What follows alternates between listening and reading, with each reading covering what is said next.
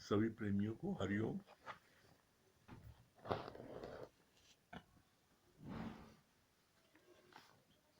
हम लोगों का गीता का चल रहा छठा अध्याय।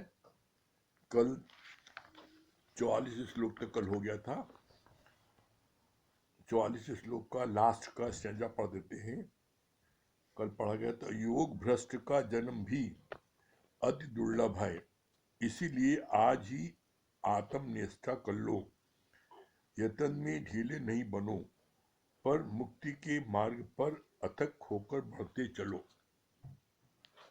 कल यहां तक हुआ था। उसके आगे आज श्लोक में छठा अध्याय का श्लोक 45 से 47 तक क्या बोला? आत्म संयम का अर्थ है सेल्फ कंट्रोल। छठे अध्याय का नाम ही है आत्म संयम योग।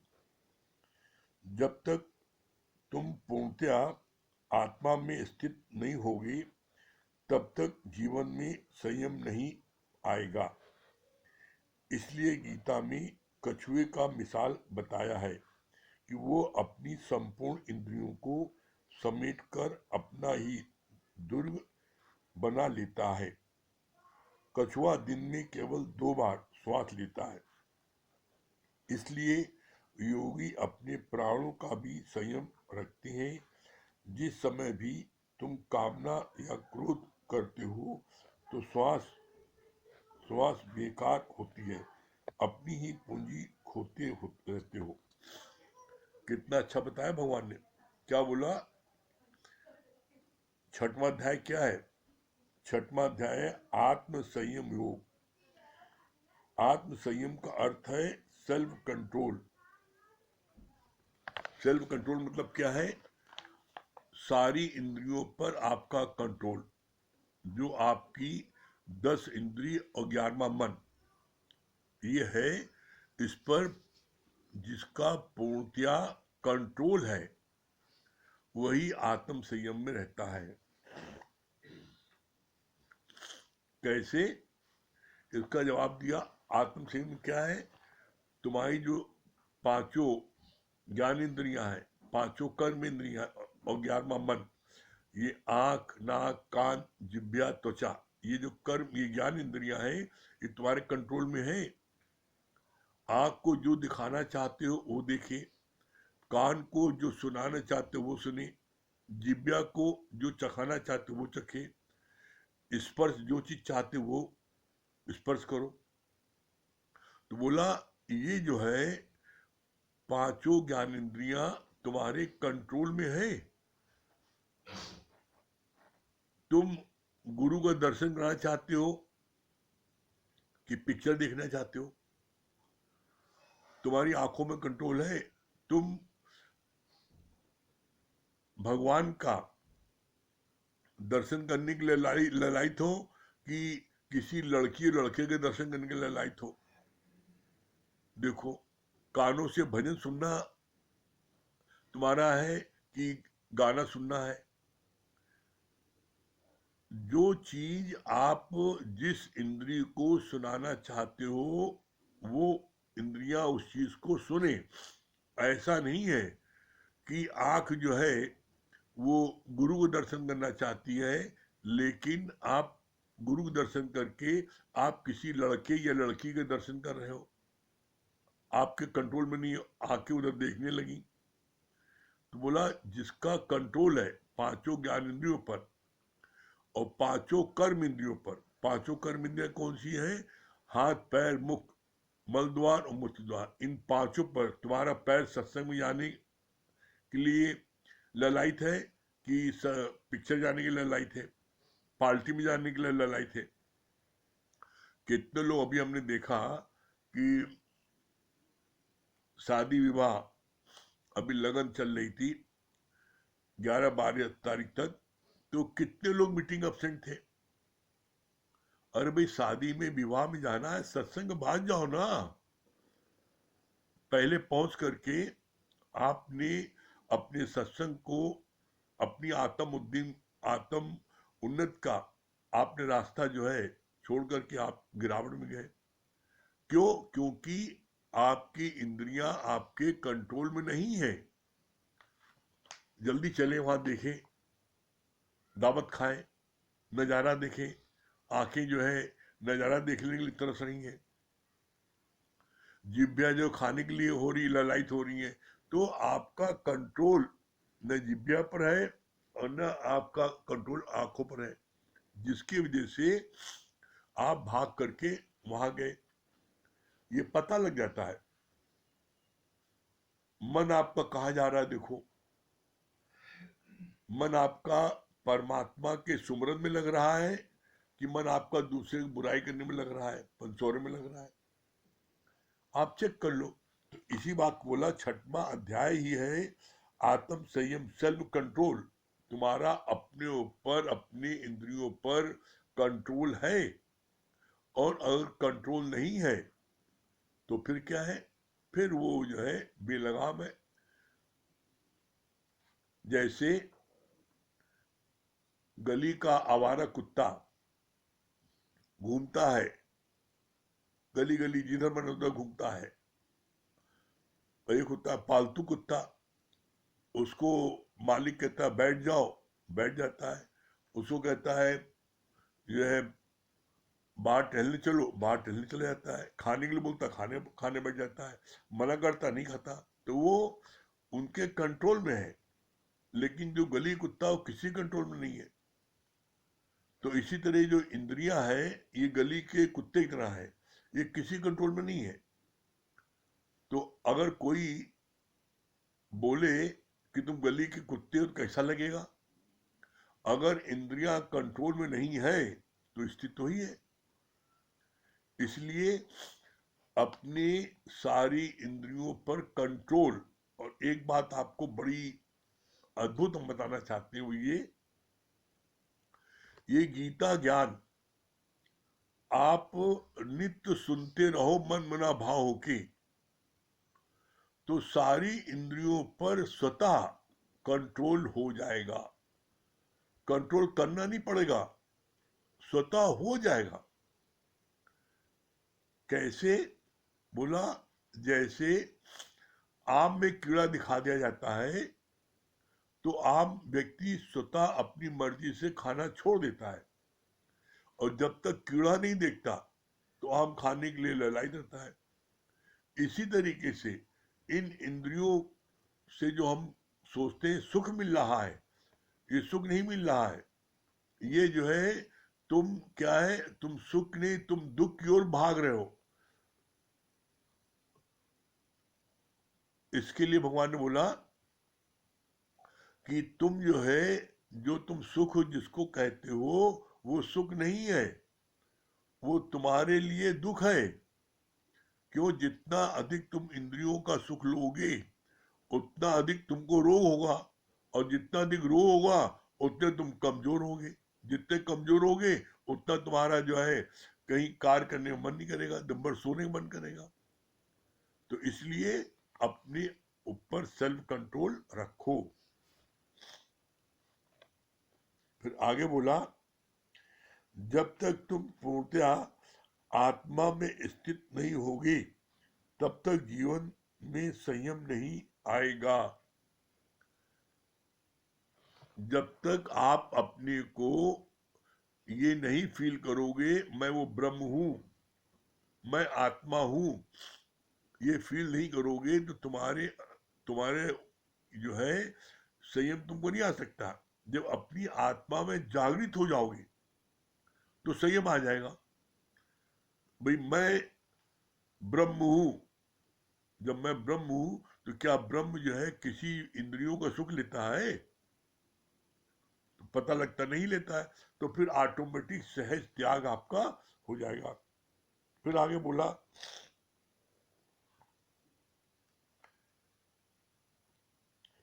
इसलिए गीता में कछुए का मिसाल बताया है कि वो अपनी संपूर्ण इंद्रियों को समेटकर अपना ही दुर्ग बना लेता है। संपूर्ण इंद्रियों को समेट कर वो अपना ही दुर्ग बना लेता, अपना ही घर बना लेता है। और उसी में रहता है। और क्या बोला, दिन में सिर्फ 2 बार श्वास लेता है। आप जब क्रोध में आते हो या वासना में गिरते हो तो तुम्हारी श्वासें कितनी तेज चलती हैं, तो वो श्वासें आपकी बेकार जा रही हैं। क्यों? क्योंकि परमात्मा ने हर जीव को एक लिमिटेड श्वास दी है। जितनी भरी चाबी राम ने उतना चले खिलौना। हर एक जीव को लिमिटेड श्वास गिन के मिली है और उसको आप जो है जितनी देर में खर्च कर दो। जैसे आपके सिलेंडर होता है ऑक्सीजन का, वो ऑक्सीजन का जो है सिलेंडर आप जो है उसको दिन भर इस्तेमाल करो तो वो जल्दी खत्म हो जाता है, और उसको आप जरूरत पर इस्तेमाल करो तो ज्यादा समय तक चलता है। इसी तरीके से जब आप अपनी श्वासों को बेकार खर्च नहीं करोगे विषय में, विकारों में, क्रोध में, तो आपकी श्वासें नॉर्मल चलेंगी और ज्यादा आयु तक आप जियोगे। आप अपनी श्वासों को कितनी बार क्रोध करते हो, कितनी और बार वास्ता में गिरते हो, तो अपनी श्वासों को आप कितना बेकार करते हो आप खुद जानते हो। तोरा मन दर्पण कहलाए और भले बुरे सारे कर्मों को देखे और दिखाए। जग से भाग ले प्राणी पर मन से भाग न पाए, तोरा मन दर्पण कहलाए।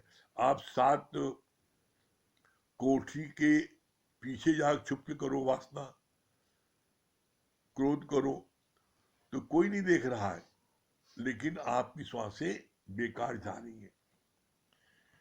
फिर आगे बोला, जिस समय भी तुम कामना या क्रोध करते हो तो श्वास बेकार होती है, अपनी ही पूंजी होते रहते हो। तुम्हारी ये कितनी पूंजी कितनी कीमती है, ये बहुत कम लोग जानते हैं इस बात को, कि आप की पूंजी जो है,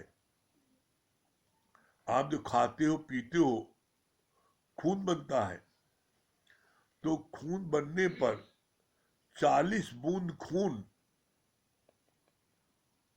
का एक वीर बनता है, एक ड्रॉप। अब आप जब विषय वासना में गिरते हो तो कितना आपका बेकार जाता है। तो इसलिए बोला सेल्फ कंट्रोल। अगर सेल्फ कंट्रोल आपका हो गया तो फिर बोला एक्चुअल में पावर यही है। कैसे? इसका प्रमाण बोला है, शेर जो है जंगल का राजा क्यों है? शेर सबसे ज्यादा शक्तिशाली क्यों माना जाता है? शेर अपने जीवन में सिर्फ एक बार शेरनी के पास जाता है वास्तव में, इसलिए उसके अंदर इतनी पावर है। तो यहां पर इसीलिए भगवान ने बोला इस बात को, जहां काम है वहां राम नहीं, और जहां राम है वहां काम नहीं। ये इस ज्ञान में सेल्फ कंट्रोल रखना बहुत जरूरी है। फिर आगे बताया भगवान ने, गधे के ऊपर भगवान की मूर्ति रखी थी, तो सब लोग नमस्कार कर रहे थे। गधा अहंकार में आकर नाचने लगा, भगवान की मूर्ति गिर गई और लोगों ने उसे डंडे मारे। ऐसे ही हमारे अंदर भी जब तक परमात्मा की मूर्ति विराजमान है तब तक सारी सृष्टि का प्रेम हमें मिलता है, पर जिस समय अहंकार आया तो प्रकृति की ओर से डंडे भी मिलते हैं। क्या सिद्धांत है?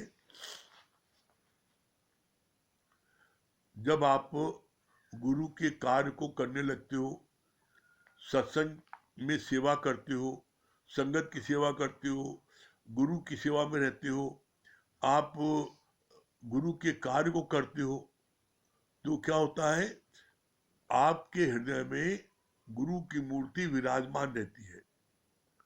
तो आपको पूरी संगत के लोग बड़ा प्यार करते हैं, बड़ा मान देते हैं, सम्मान देते हैं, दुलार देते हैं, रिस्पेक्ट देते हैं, हर चीज देते हैं। क्यों? क्योंकि आपके अंदर में वो गुरु की छवि देख रहे हैं। तो होता क्या है, वो गुरु की जो छवि देखते हैं और जो मान सम्मान मिलने लगता है, तो वो मान सम्मान जिसको मिलता है उसके मन में मान सम्मान पाते पाते उसको ऐसा एहसास होने लगता है कि मेरे शरीर को मिल रहा है, मेरे शरीर को लोग मुझको पूज रहे हैं। वो गुरु भूल जाता है। जब ऐसा होता है, गुरु भूल जाता है, तब परिणाम क्या होता है? परिणाम क्या होता है? बोला, जैसे ही तुम्हारे अंदर में अहंकार आया तो तुमने गुरु की मूर्ति को हटा दिया और अपना ही बन बैठे। और जब गुरु मूर्ति गिर गई हृदय में और लोगों ने देखा कि इसके हृदय में गुरु की मूर्ति नहीं है, तो फिर दुनिया वाले उसको जो है सारे कर्म कर देते हैं, उसको प्रताड़ना देते हैं, उसको सजा देने लगते हैं। तो कभी भी गलत फहमी में नहीं आना चाहिए कि मेरी पूजा कोई कर रहा है। मेरी पूजा नहीं कर रहा है, गुरु की पूजा कर रहा है। गुरु के कारण मेरी पूजा कर रहा है। कैसे? इसका बड़ा अच्छा गुरु जी ने दृष्टांत बताया। कहा कि रामचंद्र जी और सीता दोनों बैठे थे, तो हनुमान जी से पूछा, बताओ इनमें कौन सुंदर है, कौन ज्यादा अच्छा है इसमें? तो बड़ी अच्छी बात हनुमान जी तो बुद्धि के सागर थे। उन्होंने बोला, रामचंद्र जी की तरफ इशारा करके, इनसे ये अच्छी हैं। रामचंद्र जी की तरफ उंगली से इशारा करके बोला, इनसे सीता माँ की तरफ इशारा किया, ये अच्छे हैं। तो सीता जी को ये लगा कि देखो हनुमान जी मेरी तारीफ कर रहे हैं, मैं इनसे अच्छा हूं। तो सीता जी ने हंसी में कहा, देखा तुम्हारा भगत भी प्रमाणित कर रहा मैं तुमसे अच्छा हूं। तो भगवान ने हंसते हुए बोला कि हनुमान की बात को ध्यान से सुनो, ध्यान से सुनो और समझो क्या कह रहा है, उसका अर्थ क्या है। वो ये कह रहा है, इनसे मतलब इनके कारण तुम अच्छे हो।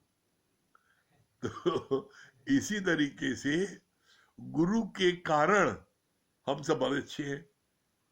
लेकिन जब गुरु को ही हमने हटा दिया तो फिर डंडा पड़ेगा। इसलिए जीवन में कभी भी गुरु को मत हटाना, और गुरु को हम ना हटाने पाए, गुरु के शुक्राने में हमेशा हम डूबे रहें, उसका सबसे सरल उपाय अपनी पहले दिन की मछानी ड्रेस याद रखना। हमेशा रोज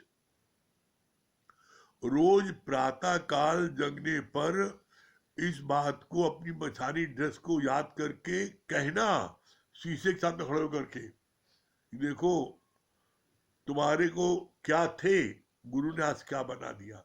तो जब आप रोज मछानी ड्रेस याद करोगे, ये बात हम फिर अपने जीवन के अनुभव से करें आपको कि जीवन में कभी भी आपको गुरु के प्रति श्रद्धा भक्ति प्रेम में कमी नहीं आएगी।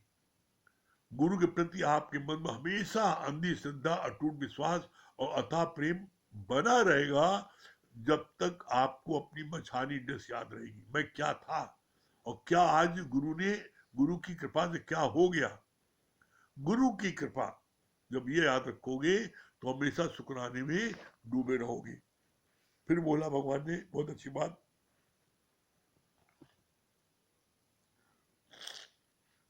राम तीर्थ ने कहा, जिस दिन तेरे अंदर में बुरा भाव आया तो प्रकृति भी यहाँ की घास भी तेरे ही विरुद्ध खड़ी हो जाएगी। क्या बात बोली, ध्यान से सुनना।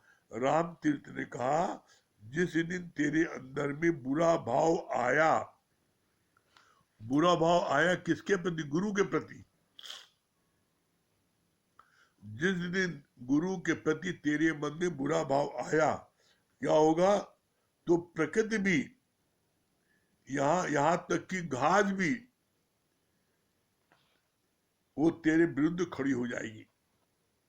मतलब इसका सिद्धांत क्या? मतलब दुनिया का हर आदमी तुम्हारे खिलाफ हो जाएगा।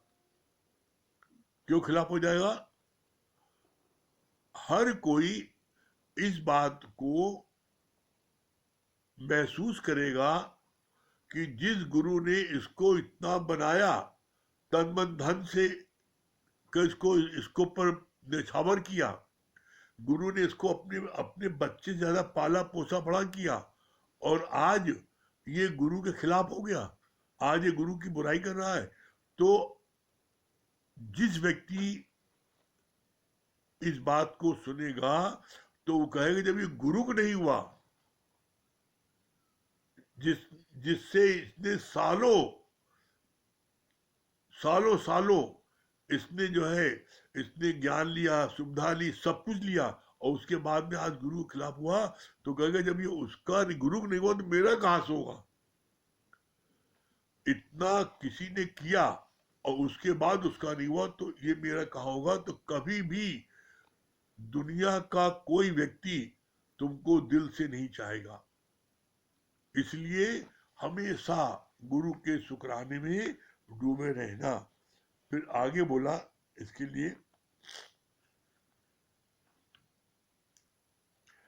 आत्मा के ऊपर 3 पर्दे हैं, मल विक्षेप आवरण। पानी के ऊपर काई जमी पड़ी है तो भी शक्ल नहीं दिखेगी, कभी कभी लहरें उठती हैं तो भी अपना प्रतिबिंब नहीं दिखता।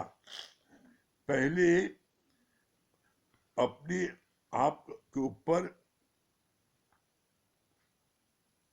जमी हुए विकार रूपी काई फेंक दो, अंदर की हलचल को भी शांत करो, इच्छा रूपी फल को भी दुख अवश्य मिलेगा।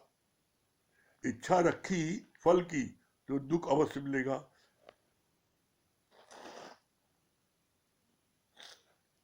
ज्ञानी कुछ भी नहीं करता तो फल की आकांक्षा भी नहीं है। कब तक बनी रहेगी, किसकी बनी रही है?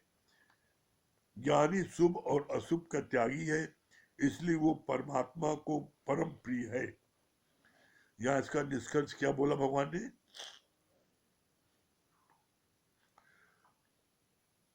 हमें अपना स्वरूप क्यों नहीं दिखाई पड़ता?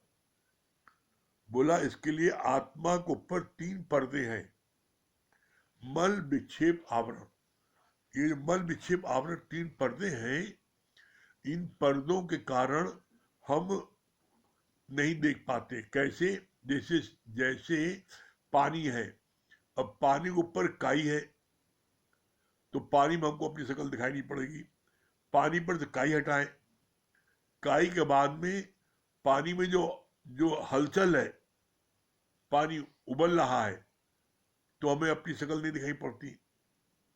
तो बोला वो जो है उसकी उबलन शांत हो, हलचल शांत हो, और फिर पानी गंदा है वो साफ हो। एकदम साफ पानी में, स्थिर पानी में अपनी शक्ल दिखती है। ये 3 पर्दे हैं, काई को हटाओ, फिर उसके ऊपर जो है आपकी जो लहर है, लहर शांत हो। लहर आपकी कौन सी है? कल क्या होगा, कल मेरे साथ किसी ने क्या किया, या तो आप फ्यूचर सोचते हो या पास्ट में चले जाते हो।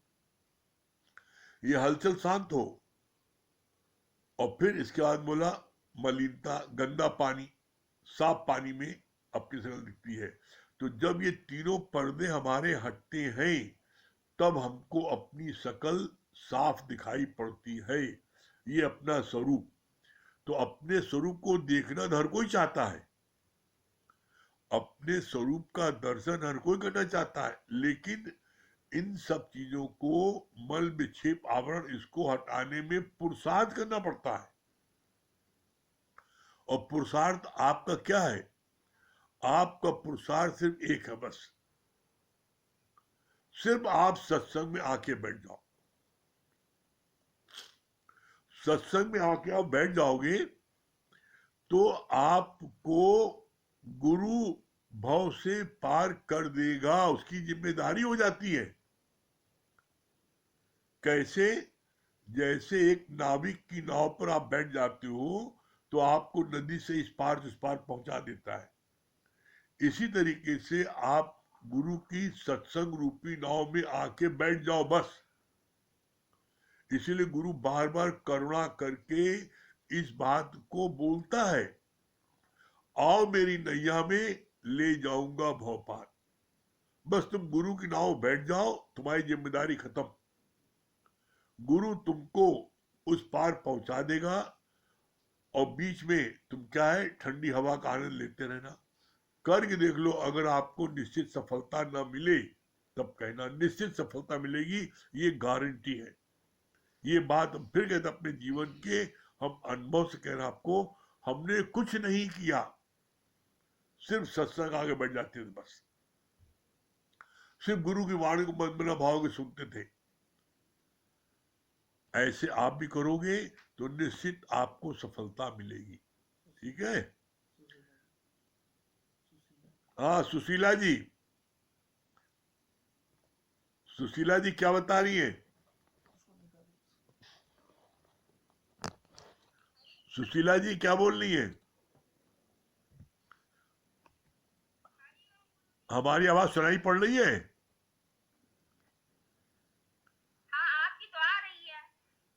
हाँ, क्या बता रही है?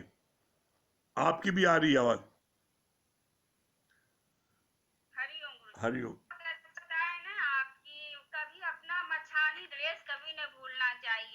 क्योंकि हम उस समय जब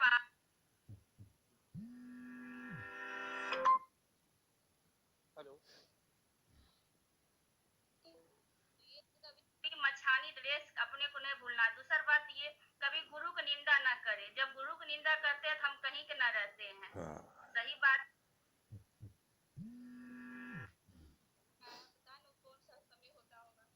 हम तो बहुत आपकी मेहरबानी करते हैं, बहुत कर रहे हैं आप हमारे पर कृपा के, हम लोग को आपने पकड़ लिए हाथ। तो पता नहीं कहाँ डूबे होते, कहाँ रहते, किस हाल में होते।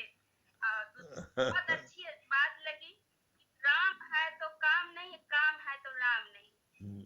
बहुत बहुत अच्छी लगी। गुरु के हमेशा मतलब शुक्राना करे, और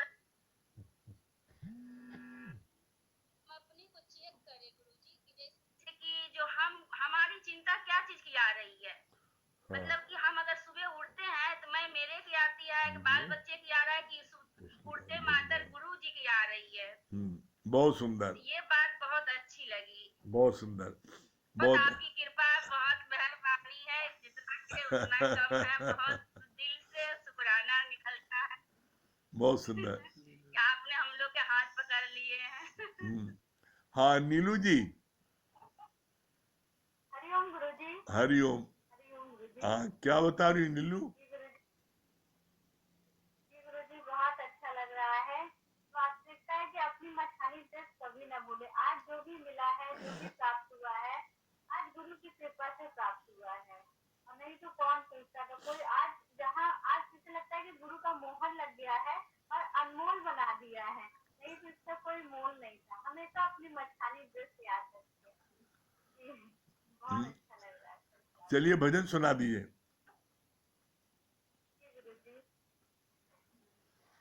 आत्मा की सागर में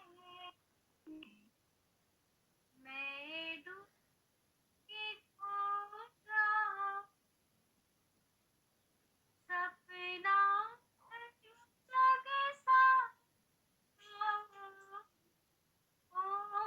मैं हो जाऊं।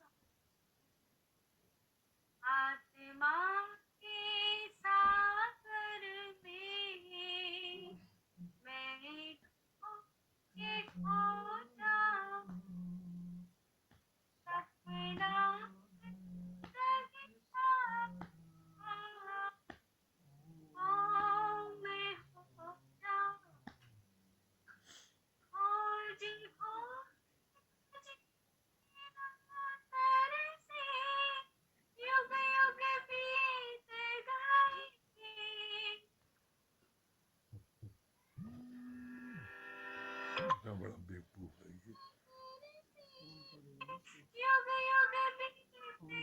बच्चा स्टाफ है वो, खाली नहीं छोड़ना।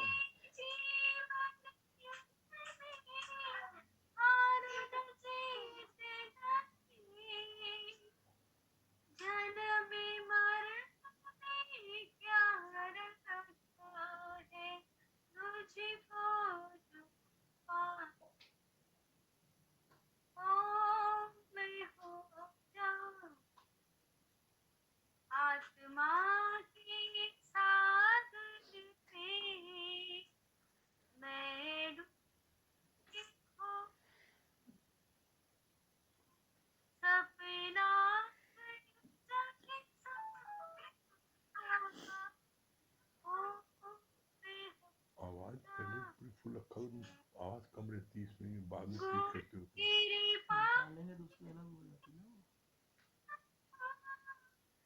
फुल रहती है आवाज।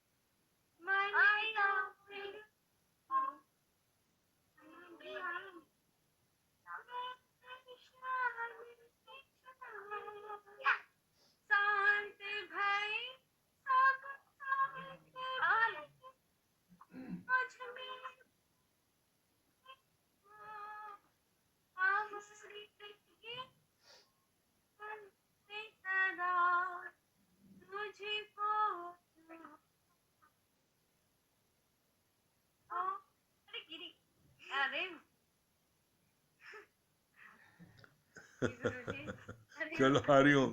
बच्चा आज प्रभु लोग लीला दिखा रहे, कोई बात नहीं है।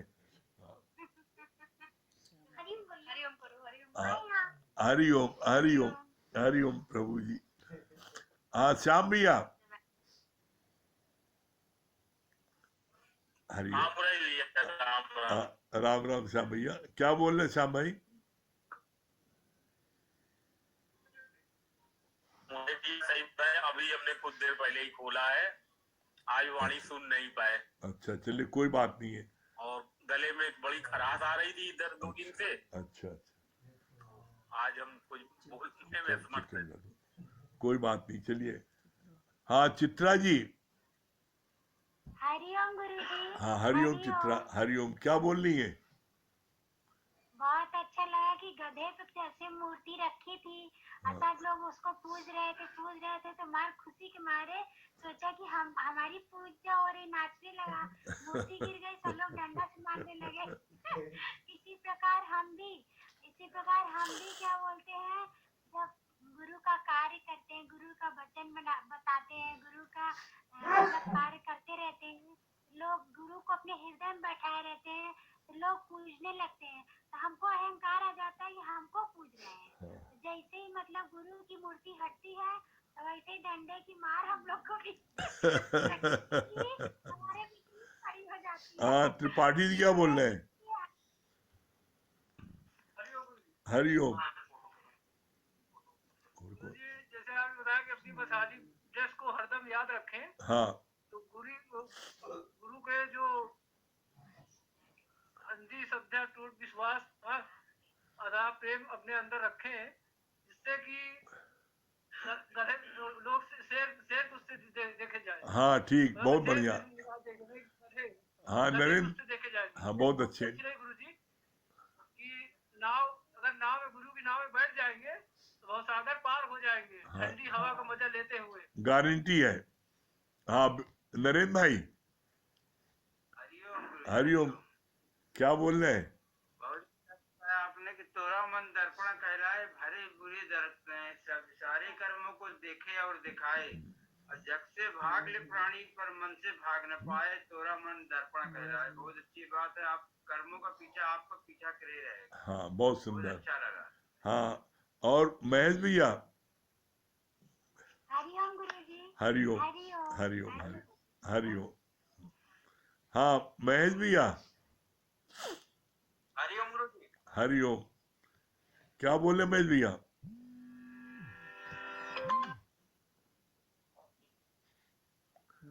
क्या बता रहे हैं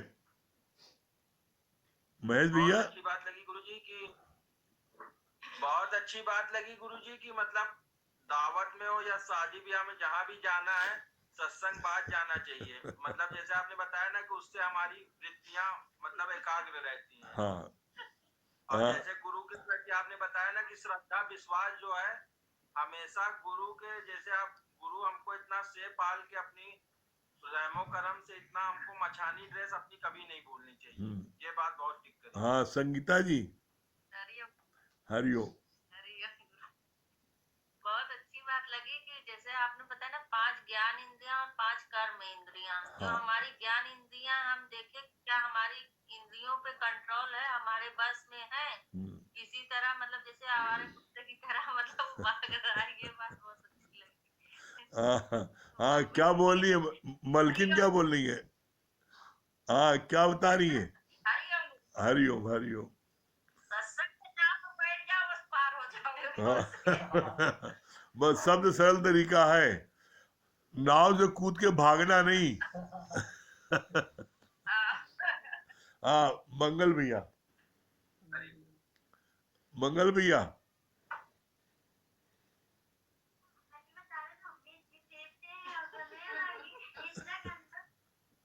जी हरिओम गुरु जी। हाँ हरिओम, क्या बोल रहे हैं?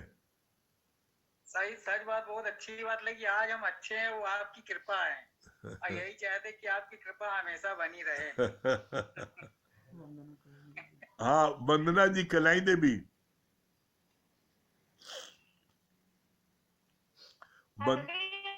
हाँ वंदना जी क्या बता रही है? हरिओम। हरिओम, क्या बता रही है? हम सुन रहे थे, योगा जब हो रहा था हाँ तो हम सुबह जब योगा चल रहा था ना, हाँ हाँ सत्संग हम सुन रहे थे, पूरा सुनते, तो उसमें ये बताया था कि सत्संग में आने से पहले हाँ तो लेडीज लोग दिन भर अच्छी रहती थी, और जब हस्बैंड आए तो सारे में हाथ सो जाती थी हाँ कि हमको पूछ क्या नहीं रहे। हाँ तो अच्छा लगा। तो बताइए इसमें गलत क्या है? अगर हम लोग उनको पूछते हैं, हाँ। केयर करते हैं, तो उनकी भी ड्यूटी बनती है कि हाँ, नहीं? वो हम लोग पूछें। बिल्कुल बनती है। बताइए। बिल्कुल बनती है। हाँ, ये दुनियावी ढंग में बनती है। हम सुबह बोल नहीं हाँ, पाते। दुनियावी ढंग में बनती है, ज्ञान के अनुसार नहीं बनती। केयर करते हैं, हाँ चलिए, समय हो रहा है, ओम को जाप कर ले। तो हम लोग ठीक है, ओम को जाप कर लीजिए।